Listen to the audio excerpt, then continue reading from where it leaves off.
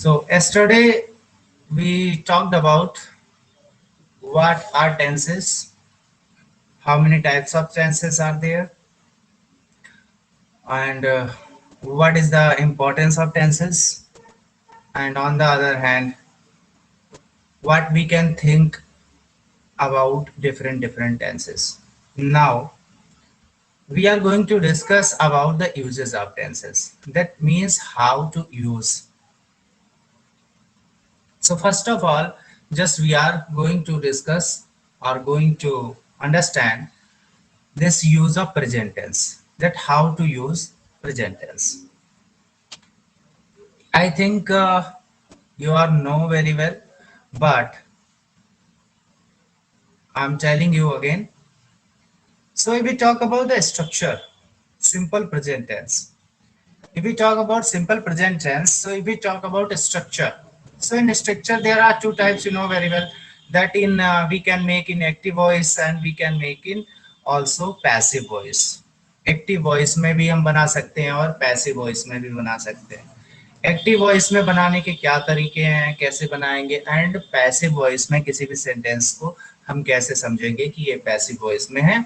This is just important. So in active voice it is written here. Active voice में बनाने के लिए सबसे सिंपल तरीका इसका क्या है कि आप सब्जेक्ट लिखेंगे. ये सिंपल प्रेजेंट टेंस की हम बात कर रहे हैं. सब्जेक्ट लिखेंगे plus first form of the verb, यानी सब्जेक्ट एंड V1 वर्ब की फर्स्ट फॉर्म लगानी है, and then you can make this is a simple present tense, और you can say the present indefinite tense.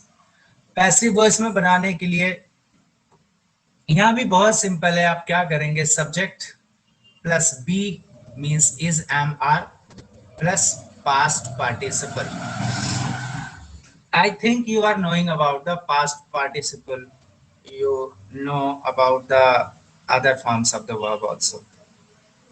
So past participle का यहाँ use करेंगे, be की form का यूज करेंगे, है ना. be यूज करेंगे जिसमें is am are जो भी होगा, और उसको हम बना लेंगे.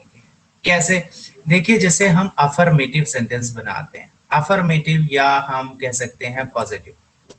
तो अफर्मेटिव या पॉजिटिव सेंटेंस बनाने के लिए क्या करेंगे, in affirmative sentences with I we you they और प्लूरल नाउन. आई है, वी है, यू है, दे है, या कोई प्लूरल नाउन है. जैसे मान लीजिए डॉग्स है, बॉयज है, गर्ल्स है, प्लूरल नाउन है. Use first form of the verb. इनके साथ हमें केवल first form of the verb use करना है. he, she, singular noun, use the first form. Use the first form plus yes or es. If there is singular subject, अगर plural subject है, जैसे I है, we है, you है, they है, और कोई plural noun है, उसके साथ आप verb की फर्स्ट फॉर्म का केवल यूज करेंगे और सेंटेंस बन जाएगा. But if we talk about singular subject, singular noun, जैसे देखिए he है, she है, it है, या कोई भी सिंगुलर नाउन है, जैसे बॉय हो गया, गर्ल हो गया, कोई और सिंगुलर नाउन हो गया, तो उसके साथ हम क्या करेंगे, use the first form of the verb and then उसमें यस या es ऐड कर देंगे और उससे वो बन जाएगा. जैसे कुछ एग्जांपल्स देखिए यहाँ दिए हुए हैं. अब जैसे आई है, यहाँ पे ये वाला केस है यहाँ. So here what you will do, I read a book. Simple, आपने फर्स्ट फॉर्म लगाया वर्ब का और ये सेंटेंस बन गया. But here Mohan, Mohan is singular. यहाँ सब्जेक्ट प्लूरल है, यहाँ सब्जेक्ट सिंगुलर है, और जब सब्जेक्ट सिंगुलर है so what you will do, you have to add s और es इन वर्ब की फर्स्ट फॉर्म में. आपको यस या es लगाना है. सो आप यहाँ देख रहे हैं Mohan reads a book. For negative, in negative sentences I, we, you, they और plural noun are followed by do not. ये ध्यान रखना है. अगर नेगेटिव सेंटेंस है, नेगेटिव यू नो जिसमें नॉट लगा हुआ होता है, तो उसमें क्या होगा, उसमें जो प्लूरल नाउन होगा उसके बाद आप डू नॉट का यूज करेंगे. यानी सब्जेक्ट के बाद आप डू नॉट का यूज करेंगे अगर आई है, वी है, यू है, दे है, या कोई प्लूरल नाउन है.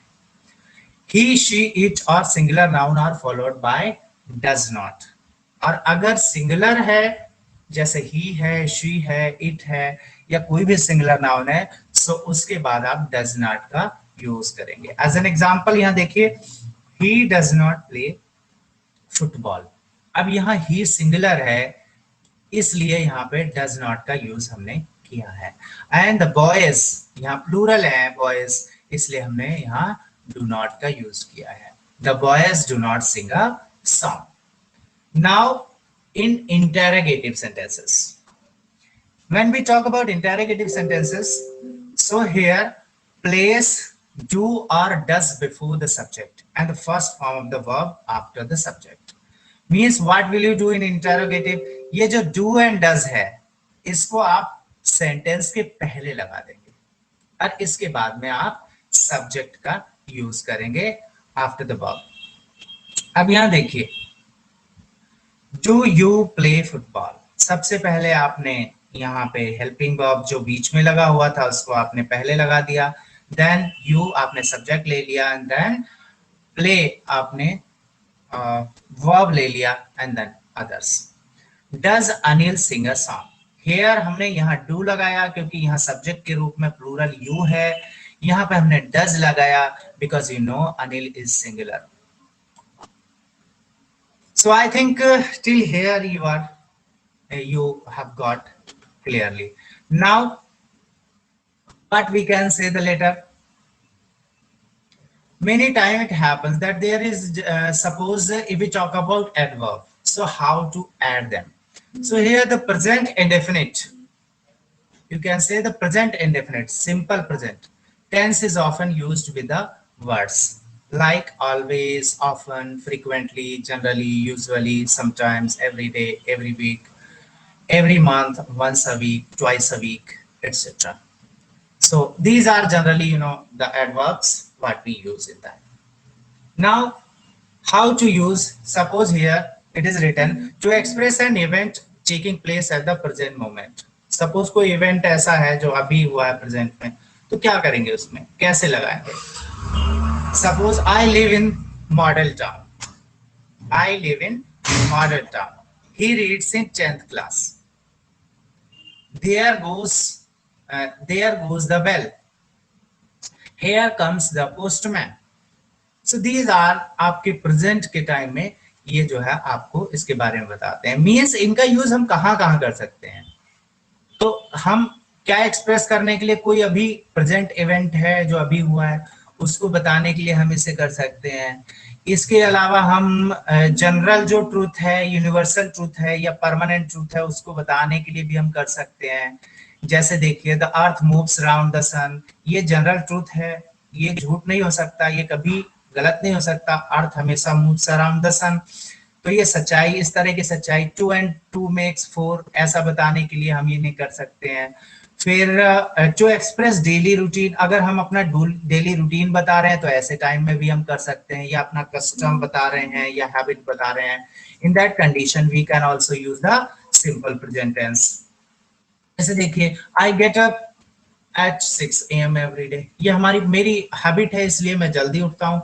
तो यहाँ पे ये हैबिट आपकी बताने के लिए, डेली रूटीन बताने के लिए भी आप सिंपल प्रेजेंट टेंस का यूज करते हैं। इसके अलावा भी किस किस चीज के लिए यूज करते हैं? To express an action which must happen in the near future, ऐसे एक्शन के लिए भी हम इसका यूज कर लेते हैं जो कि मतलब फ्यूचर में जल्दी ही होने वाला है। जैसे हर marriage comes of next month, Ravi goes to England next year, we leave at 7 AM tomorrow. So इस तरह के जो एक्शंस है इनका भी हम कई बार यूज कर लेते हैं। फिर to reach or write a subordinate clause when main clause refers to future. Many time ये होता है कि जो मेन क्लॉज है, कुछ सेंटेंसेस होते हैं, आपको शायद समझने में दिक्कत अभी हो रही होगी, कुछ सेंटेंसेस ऐसे होते हैं जिसमें 2 क्लॉजेस होती हैं, यानी 2 पार्ट होते हैं उस सेंटेंस के। एक क्लॉज मेन क्लॉज होती है, दूसरी सबऑर्डिनेट क्लॉज होती है, यानी 2 सेंटेंसेस एक तरह से होते हैं और आपस में जुड़े हुए होते हैं। इन दैट कंडीशन जो मेन क्लॉज है वो तो फ्यूचर में होती है, और उसकी जो सबऑर्डिनेट क्लॉज होती है उसको फिर हम प्रेजेंट टेंस में बनाते हैं। जैसे देखिए, if you work hard you will pass. अब यहाँ मेन क्लॉज क्या है, you will pass. If you work hard, अब हमने यहाँ क्या किया, हमने सिंपल प्रेजेंट में बनाया। ऐसे ही will come out when the bell rings, वो बाहर आएगा जब बेल बजेगी। तो इस तरह के सेंटेंसेस भी हम सिंपल प्रेजेंट में बनाते हैं। देन टू कोट समवन, किसी की बात को कोट करना हो तब भी आप सिंपल प्रेजेंट में कर सकते हैं। जैसे किड्स सेज, क्या कहते हैं किड्स, किड्स क्या कहते हैं, a thing of beauty is Joy for ever. अब आप देखिए ये सिंपल है बिल्कुल, a thing is beauty Joy for ever. इन्होंने सिंपल प्रेजेंट में अपने आप को एक्सप्रेस किया है या अपने आप को बताने की कोशिश की है। So these are the things. एक बार फिर से मैं रिवाइज करा देता हूं कि किन किन कंडीशंस में हम सिंपल प्रेजेंट का यूज करते हैं। सबसे पहले मैंने आपको बताया था इसमें कि to express an event taking place at the present moment, अभी कोई एक्शन एकदम जो है हुआ है उसको बताने के लिए हम कर सकते हैं जो अभी प्रेजेंट टाइम में हो रहा है। इसके अलावा to express a general truth, कोई जनरल ट्रूथ है जैसे 2 and 2 makes 4, आपको पता है अगर 2 4 ही होते 5 नहीं हो सकते, तो एक जनरल ट्रूथ है, ऐसे यूज करने के लिए आप इसका यूज कर सकते हैं। Express daily routine, daily routine को अगर आप बताना है आपको तो सिंपल प्रेजेंट में ही जनरली बताई जाती है, या कोई आपकी हैबिट या कोई कस्टम, इस तरह की चीजें बताने के लिए भी आप सिंपल प्रेजेंट का यूज करते हैं। And on the other hand to express an action which must happen in the near future, ऐसा कोई एक्शन जो फ्यूचर में होने वाला है उसको बताने के लिए भी हम इनका यूज कर लेते हैं। On the other hand to read or write a subordinate clause, कई बार हम जब सबऑर्डिनेट क्लॉज रीड करते हैं तो ऐसी कंडीशन में भी हम इनका यूज कर लेते हैं। जैसे हमने देखा था, he will come out when the bell rings, we will wait here until he comes, जब तक वो आता है हम यहाँ वेट करेंगे। तो ये कुछ पर्टिकुलरली, इसके अलावा हम कोट करने के लिए, किसी की लाइन को कोट करने के लिए, किसी ने कुछ कहा है उसको बताने के लिए जनरली हम क्या करते हैं कि हम सिंपल प्रेजेंट टेंस का यूज करते हैं। So I think you all got this simple present. Now we are going to discuss about present continuous tense. I'm taking slightly hurriedly, I'm taking hurriedly क्योंकि आपको पता है ये सब आपने पढ़ रखा है, only you have to revise and to understand. अगर आपको कोई प्रॉब्लम आ रही है आपको, then you can ask any time. So present continuous क्या है, कैसे यूज करते हैं, कहाँ पे यूज करते हैं और क्या कंडीशंस होती हैं। सो स्ट्रक्चर सबसे पहले देखते हैं। एक्टिव वॉइस को हम कैसे यूज करते हैं, पहले सब्जेक्ट, सब्जेक्ट के बाद हम वी की फॉर्म्स इज, एम, आर, इनमें से किसी का यूज करते हैं, एंड इसके बाद verb and then I N G. Example अभी हम देखेंगे, उसके बाद हम देखते हैं पैसिव वॉइस। पैसिव वॉइस में हम कैसे यूज करेंगे, पैसिव वॉइस में सिंपल सब्जेक्ट यूज करेंगे, बी की फॉर्म्स का यूज करेंगे, बस काम ये करना है कि इसमें बीइंग लगा देना है बाद में और पास्ट पार्टिसिपल का यूज कर देना है, बस सिंपल, और कोई डिफरेंस इसमें नहीं है ज्यादा। सो अभी मैं दोनों करके दिखाता हूं। अब आप देखिए फॉर्मेशन कैसे होता है। Affirmative sentences, affirmative means positive sentences. इसमें क्या करना है, use is, he, she, it और singular noun, am with I and are with we, you, they and plural nouns. यानी इज को हम कब यूज करते हैं, ही, शी और इट के साथ हम इज का यूज करते हैं बीच में, और एम का यूज हम आई के साथ करते हैं, एम का जो यूज करते हैं वो हम आई के साथ करते हैं, and are with we, you, they and plural noun. और जो आर है, आर का यूज हम वी के साथ, यू के साथ, दे के साथ करते हैं और प्लूरल नाउन के साथ करते हैं। जैसे एग्जांपल में आप देखिए, हरी इज रीडिंग अ बुक। अब आपने देखा यहां, इससे हम सेट देखते हैं, देखिए यहां सब्जेक्ट कह रहा था, हमने सबसे पहले सब्जेक्ट रखा, देन प्लस बी की फॉर्म कह रहा था, इनमें से तीनों में से कोई भी, तो हरी के साथ हमें इज लगाना है, हमने यहाँ इज लगाया, एंड देन रीड, वर्ब की फर्स्ट फॉर्म रीड है, रीड के साथ हमने आईएनजी इसमें प्लस कर दिया, रीडिंग हो गया। So Hari is reading a book, the children are playing in the field. So these are some examples here. Then negative बनाने के लिए हम अब क्या करते हैं, कुछ भी नहीं, बहुत सिंपल है नेगेटिव बनाना कॉन्टिन्यूअस का, कुछ भी नहीं, बस आपको हेल्पिंग वर्ब के बाद नॉट का यूज करना है। Like not is place between the helping verb and the principal verb. जो मेन वर्ब है और जो हेल्पिंग वर्ब है उनके बीच में आप अगर नॉट का यूज कर देंगे then definitely it would be negative. Like Hari is not reading a book. जैसे यहां देखा हरी रीडिंग अ बुक, तो आपने क्या किया, रीडिंग और इज के बीच में नॉट लगा दिया। So Hari is not reading a book, the boys are not playing in the field. Now the interrogative, interrogative कैसे बनाएंगे? In interrogative the helping verb is placed before the subject. इसमें भी हम हेल्पिंग वर्ब को subject से पहले place कर देंगे।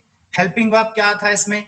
इज था, इज को हमने पहले रख दिया। ये देखिए यहाँ पे इस इज को उठाया एंड इंटेरोगेटिव बनाने के लिए इसको हमने यहाँ पे रख दिया पहले। देखिए हरी, यहाँ देखिए इससे पहले इज रखते, is Hari reading a book और क्वेश्चन मार्क लगा दिया and that is in interrogative.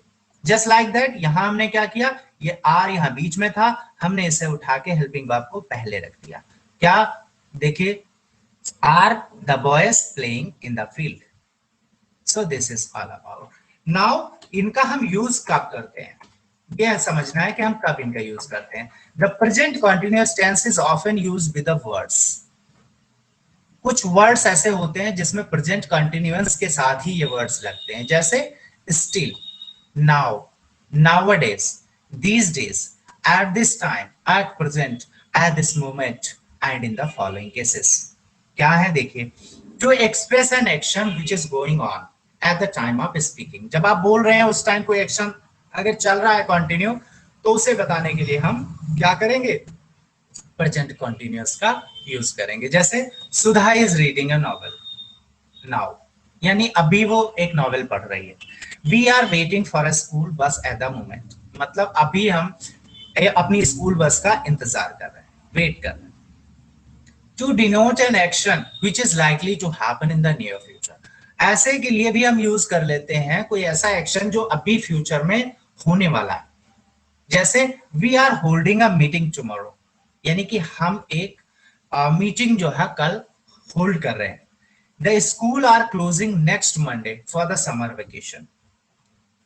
तो स्कूल जो है समर वेकेशन के लिए कल से बंद हो रहे हैं। अब आप देखिए दीज आर थिंग्स, तो इन कंडीशंस में हम क्या करेंगे कि हम प्रेजेंट कंटिन्यूअस का यूज करते हैं और इसको यूज करके हम एक्सप्रेस करते हैं अपने आप को। So I think you got it clearly.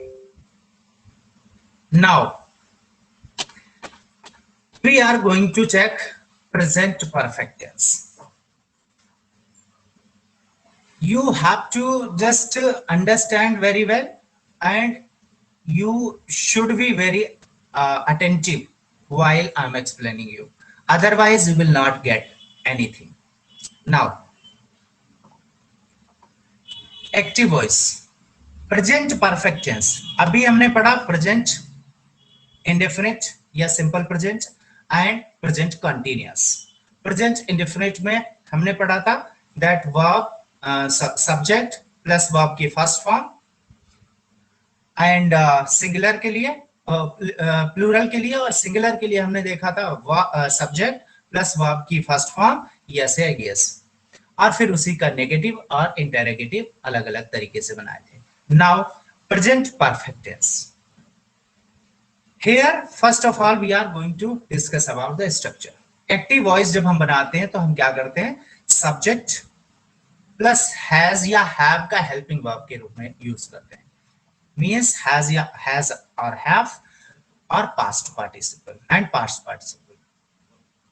Passive voice में बनाने के लिए what we will do, subject plus has or have plus been as past participle, means you know यहां भी past participle है, यहां भी past participle है, यहां भी has have है, यहां भी has have है, यहां भी subject है, यहां भी subject है।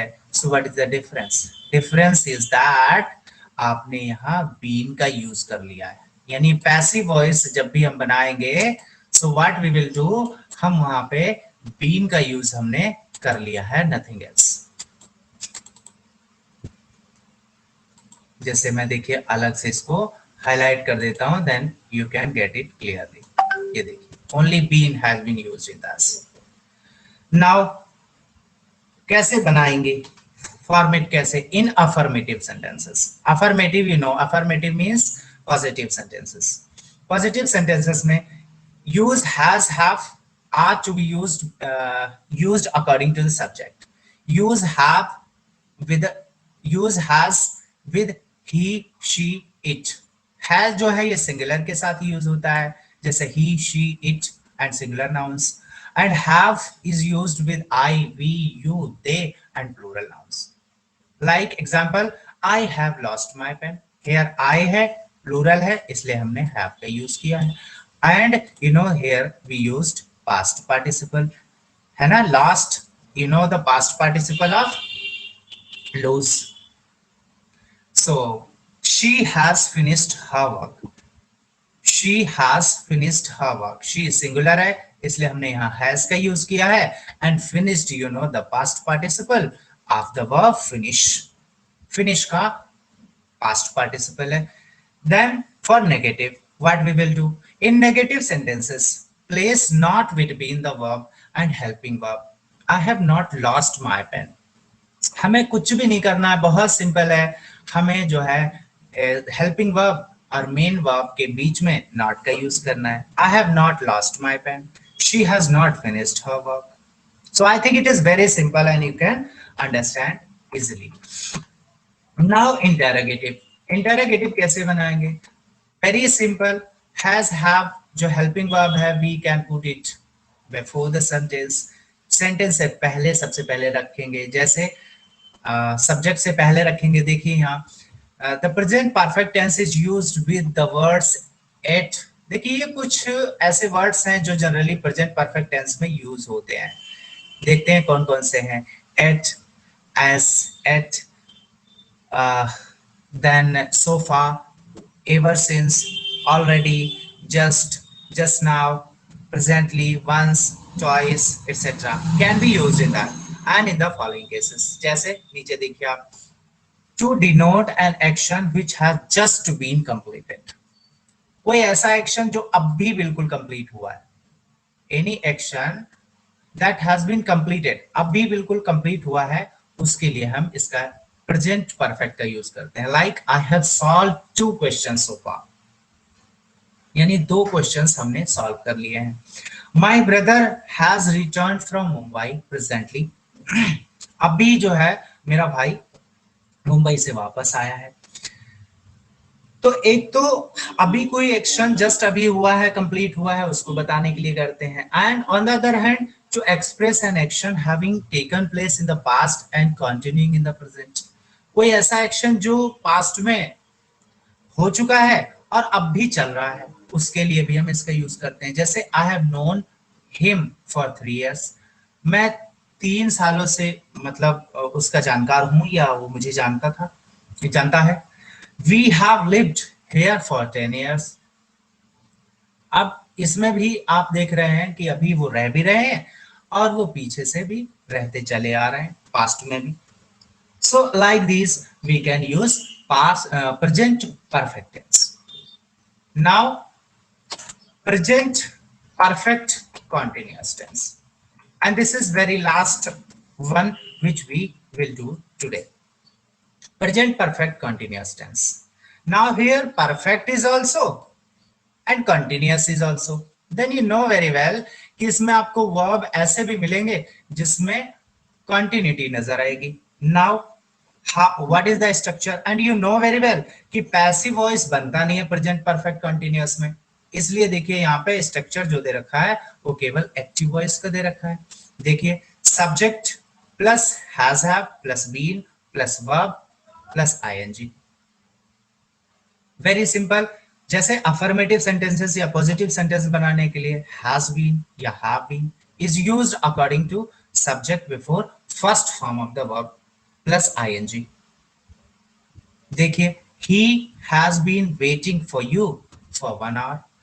अब आपने यहाँ देखा, यहाँ हैज के साथ बीन लग गया और वेट के साथ आईएनजी लग गया, वेटिंग हो गया। For you for 1 hour। They have been living in this house since 19 1970। यहां भी देखिए, चूंकि यहाँ प्लूरल सब्जेक्ट है, देन हियर प्लूरल आपका हेल्पिंग वर्ब यूज हुआ है, have been, and then living in this house since 1970. For the negative, what we will do for the negative? In negative sentences, not is placed between has, have and been.